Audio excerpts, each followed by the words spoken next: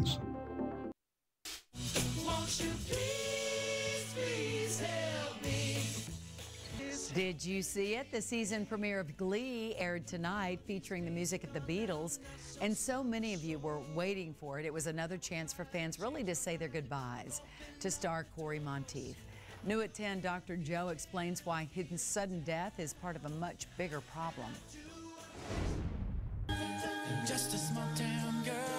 At times, Finn Hudson seemed to have it all, popular and talented. Yet we'd watch him struggle with career, relationships, and just wanting to fit in. Taste the rainbow, Leah. In real life, Cory Monteith also struggled, fighting a serious medical condition called addiction.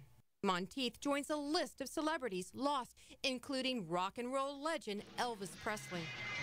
In 1977, University of South Florida professor Dr. Raymond Harbison was part of Elvis's autopsy team. He had more than a dozen drugs in his blood.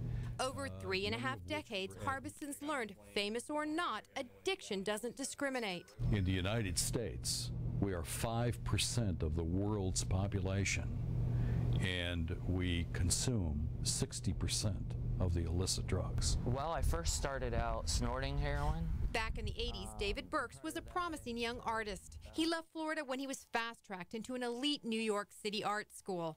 At the time, he felt overwhelmed and insecure. It worked so well for me. I felt so comfortable and I felt at ease in my own skin for like probably the very first time in my life.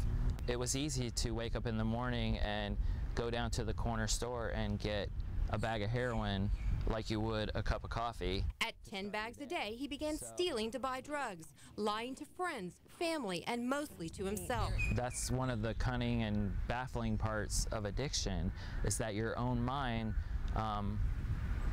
will lie to you and you'll believe it. David was in and out of jail. After his final arrest, to avoid 5 years in the state pen, he went to rehab. I had no intentions of quitting. I was resigned to the fact that I was probably going to die a drug addict. But in rehab, something clicked. So much so, he went back to school, got his graduate degree, and now counsels addicts with their struggle to stay clean. If I can do this, I really believe that anybody can do it. There is hope. Hope for others to avoid a fate much like Cory Monteith.